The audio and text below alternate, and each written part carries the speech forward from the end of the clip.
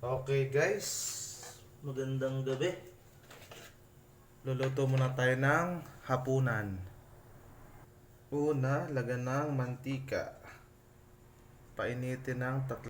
Una, ilagay natin ang luya muna. Up.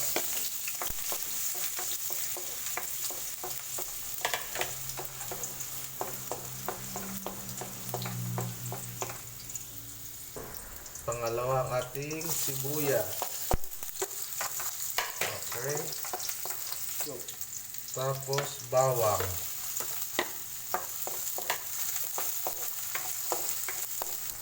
Isunod na natin ang mantika. Joke. Gisahin lang natin ng konti.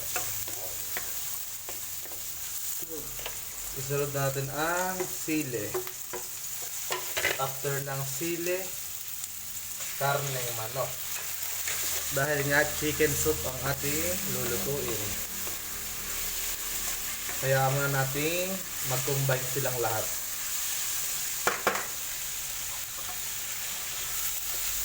At hahanap ako ng pantakip. Okay.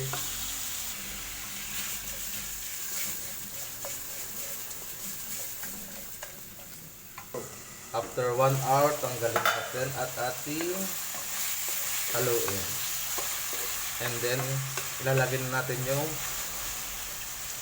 pampalasang konti. Paminta.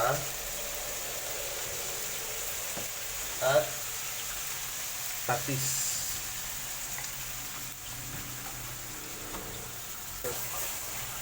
And, i-next na natin ang ating 3 cups of water.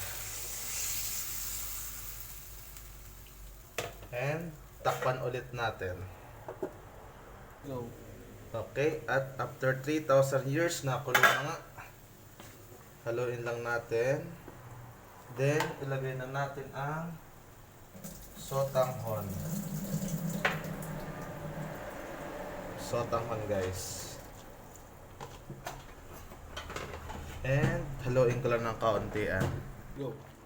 Okay, next na natin ang ating repolyo para sa ating chicken soup. Dahil malamig ngayon dito at medyo maulan,